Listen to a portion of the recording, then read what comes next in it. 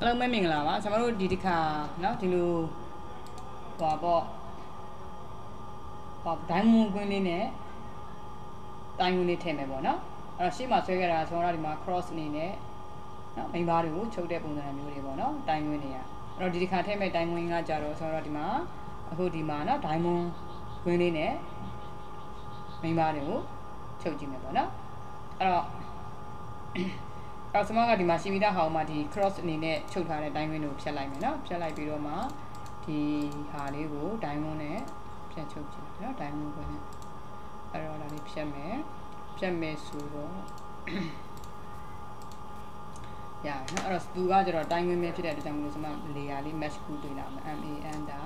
ဒီ color ပဲဖြစ်မယ်နော်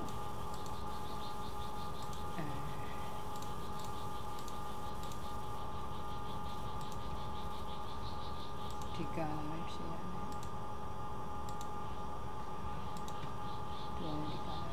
နော်ဟုတ်ပြီပါတယ်ဟုတ်ပြီနော်အဲ့ဆိုရင်ကျွန်တော်တို့ကဒီမှာစပြီးတော့မှထည့်တော့မယ်အဲ့တော့ကျွန်တော်တို့အခုထည့်မဲ့က16မီလီဖြစ်တဲ့အတွက်ကြောင့်မလို့အရင်ဆုံးဘာလုပ်မလို့ဆိုရင်သူ့ကို offset ပြင်ရင်16မီလီဖြစ်တဲ့အတွက်ကြောင့်မလို့ဟိုပါပေါ့sorry ကျွန်တော်တို့ဒါကတော့ main ဘိုင်းကတော့ဒါ16မီလီနေเนาะဒါသိခဲ့တယ်ဒါပေမဲ့အခုလာပတ်မှာကဒီ diamond ခွင်းကကျွန်တော်တို့ကတိုင်းဝင်မဲလေเนาะတိုင်းဝင်မဲဆိုတော့10မီလီက 0.39 လေဟုတ်တယ်เนาะအဲ့တော့ 0.39 ဆိုတော့သူတို့ကိုဘာလုပ်မလို့ဆိုရင်ကျွန်တော်တို့က0.39 offset ပြင်မယ်ပေါ့เนาะဒါလေးတို့ 0.39 ပြင်မယ် okay အဲ့ဒါဆိုရင်ရွေးရှင်ရင်O under ဘယ်လောက်တုံးဆိုတော့ 0.39 under ပေါ့เนาะသူ့ကို offset ပြင်မယ်သူ့ကိုလည်းပြင်မယ်သူ့ကိုလည်းပြင်မယ်ပေါ့เนาะဒီလေးချောင်းကို diamond ဝင်နဲ့လာချုပ်မှာဟုတ်ပြီเนาะအဲ့တော့နောက်ထပ်က line ဆွဲမယ် under အဲ့တော့ကျွန်တော်ဒီ line လေးကိုကျွန်တော်ပို့ပြီးတော့မှမှန်ကန်လေးရအောင် shift right click လေးနှိပ်ပြီးတော့မှ tangent လို့ယူပေးလိုက်မယ်เนาะဘေးနားမှာเนาะ line ကမဟုတ်ရင်ကျတော့သူကြတဲ့ line ကမှန်မှာမဟုတ်ဘူးဒီညာချခြင်းရင်လည်း shift right click ထပ်နှိပ်မယ်tangent လို့ပဲပေးမယ် okay line ပဲပြန်ယူမယ် shift right click နှိပ်မယ် tangent ပဲယူမယ်เนาะ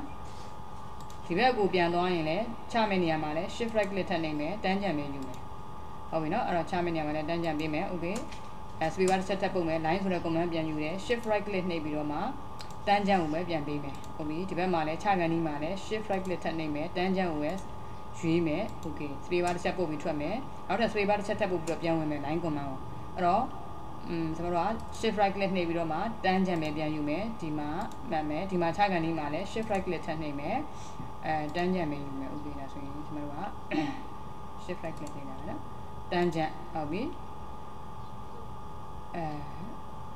tangent ဆိုတဲ့နေရာလေးနော် tangent ဆိုတဲ့နေရာလေးမှာချမယ်နော်အဲ့တော့ shift right click tangent လေးပြန်လာမယ်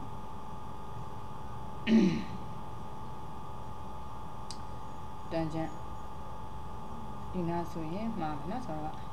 ဒီ line လေးပြန်ဆင်းလာမယ်နော်အဲ့တော့ L under ပေါ့ L under shift right click tangent ဒီကနေယူနော် tangent ပြမှာမှန်မှာမဟုတ်ရင်ဆိုတော့ shift right click tangent okay ရပြီနော်အဲ့တော့ရပြီဆိုတော့ကျွန်တော်တို့နောက်ထပ်ဘာလုပ်မလဲဆိုတော့ဟိုပါပေါ့သူ့ကိုလည်းဘာလုပ်မလဲဆို offset ပြင်မယ်ပေါ့နော် offset ကကျွန်တော်တို့ဘယ်လောက်ပြင်မှာဆိုတော့ဒီတိုင်းဝင်က 0.39 လीနော်10မီလီဆိုတော့ O under 0.39 under ဟုတ်ပြီသူ့လည်း 0.39 ပြင်မယ် 0.39 ပြင်တယ်ရပြီနော်အဲ့ဒီတော့နောက်ထပ်ကျွန်တော်တို့ကမလိုတာတွေဖြတ်မယ်မလိုတာတွေဖြတ်မယ်နော် TR under သူမလို့အဲ့တော့ဒီဘက်မှာပို့တဲ့ဟာလည်းဖြတ်မယ်ဒီမှာလည်းဖြတ်မယ်ပေါ့နော်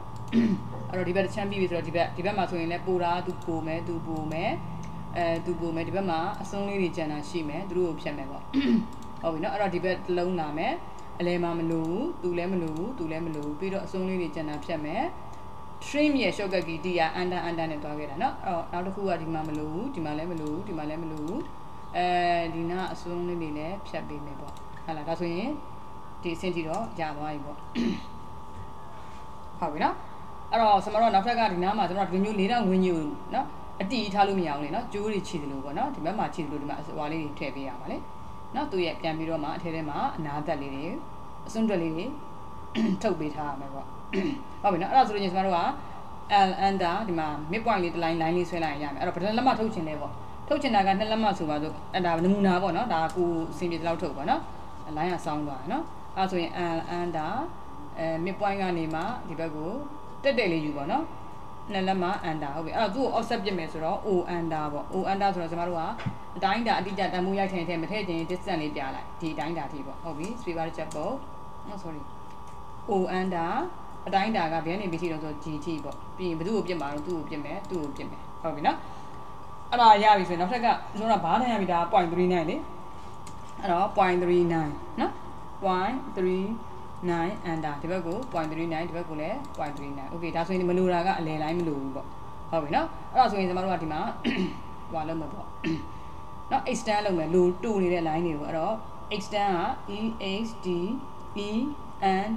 extend ဟုတ်ပြီနော် extend သွားမယ်ဒီမြင်းတွေကကျွန်တော်တို့ကဒီဘက်ကိုလာထိရမယ်လေအဲ့တော့အထိခံနေတဲ့ line ကတူနဲ့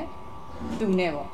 ဟုတ်တယ်နော်2 line ရပြီ space bar တစ်ချက်ပုတ်တယ်ထိကျင်တာကတူထိကျင်တာကတူဟုတ်လားဒါဆိုရသွားပြီပေါ့ဟုတ်ပြီနော်အဲ့တော့ကျွန်တော်တို့ဖြတ်မယ်ပို့တာတွေအန်တာတာတွေကပိတ်ပေးလိုက်မယ်နော် okay ရပြီဆိုတော့ပို့တာကဖြတ်မယ်ဆိုတော့စဉ်းစားကြည့်လိုက်မယ်ဆိုတော့ဒီကနေမှပတ်လာမယ်တန်ချောင်းကဒီဘုံလားအပေါ်မှာတင်မယ်ဆိုရင်ဒီအောက်ကဒီတလိုင်းကမမြင်ရတော့ဒီအခုမြင်ရတဲ့ဒီ rectangle လေးဒီပုံလေးကအပေါ်မှာထားနေတာအဲ့တော့ဒီ line ကအောက်ကိုရောက်ရင်ပျောက်သွားမှာပေါ့အဲ့ဒါဆိုမလို့ tr under ဒီညာလေးကပျောက်သွားမယ်ဟုတ်ပြီနော်အဲ့တော့ तू ကအပေါ်တင်နေဆိုတော့ဒီဘက်ကလေ rectangle လေးကကျတော့အောက်မှာထားရမှာအောက်မှာထားမယ်ဆိုတော့အောက်မှာထားမယ်ဆိုရင်ဒီမှာရှိနေတဲ့ဒီလက်ကလေးကအောက်မှာဖြစ်တဲ့ကြောင့် तू ကမြင်ရတော့ဒီလိုလေးပေါ့ဟုတ်ပြီနော် तू ကအပေါ်မှာရှိမှာမို့လို့အပြည့်သူ့ကိုကောင်းကောင်းမွန်မြင်ရတယ်ဒီဟာလေးကကျတော့အောက်ကနေသွားမှာမို့လို့ဒီဖုံးနေတဲ့ဒီတန်ချောင်းရှိတဲ့နေရာမှာဆိုရင်သူ့ရဲ့ဒီဘက်မှာရှိနေမဲ့ line တွေကမမြင်ရတော့ဟုတ်တယ်နော်အဲ့ဒါဆိုရင်ကျွန်တော်တို့ဒီမှာ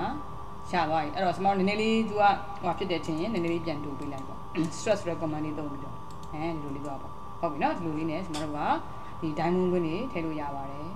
ယ်ဒီမှာတစ်ခုဖြတ်ရအောင်မယ် sorry tr under ဒီနားကဆိုတော့ဖြတ်ပေးရမယ်လေနော်ဟုတ်ပြီ okay အဲ့ဒါဆိုလို့ချင်းကျွန်တော်တို့ကနောက်ထပ်ဗာကြံလဲဆိုလို့ရှိရင်ဒါသူ့ကိုဟွာလုပ်ပေးလိုက်မယ်ပေါ့layer လေးတူတယ်เนาะသူက10 mili တိုင်းဝင်းနေဖြစ်တဲ့အတွက်ကြောင့်မလို့သူ့ကို layer တူအောင်လုပ်ပေးမယ်ပေါ့နော်သူကဒီမှာတူတယ်เนาะ10 mili တိုင်းဝင်းနေဖြစ်တဲ့အတွက်ကြောင့်မလို့အလဲမှာရှိတဲ့ဒီအဝါကြီးကကျတော့ကျွန်တော်တို့အဝါပေါ့ဟွာလေ main bar ကြီးเนาะ main bar ဖြစ်တဲ့အတွက်ကြောင့်မလို့သူကတော့16 mili ဖြစ်တဲ့အတွက်ကြောင့်မလို့16ဟိုပါပေါ့เนาะအဝါရောင်ပဲပေါ့သူ့ရဲ့ layer ကတော့ဒီမှာတစ်ခုရှိတယ်ဒါအတိုင်းပဲဟုတ်ပြီเนาะဒါဆိုရင်ကျွန်တော်တို့ကဒီလိုမျိုးเนาะ diamond green လေးတွေနဲ့ထည့်ရတဲ့ပုံစံလေးကိုဒီမှာเนาะနားလိုက်မယ်ပေါ့เนาะအဲဆိုရင်ကျွန်တော်တို့ဒီမှာเนาะ cross အနေနဲ့ထည့်တာလဲပြီးပြီပေါ့เนาะတော်တော်စုံသွားပြီပေါ့ဟုတ်ပြီเนาะအဲ့ဒါဆိုလို့ချင်းကျွန်မဒီဗီဒီယိုလေးကိုဒီမှာနားလိုက်ပါမယ်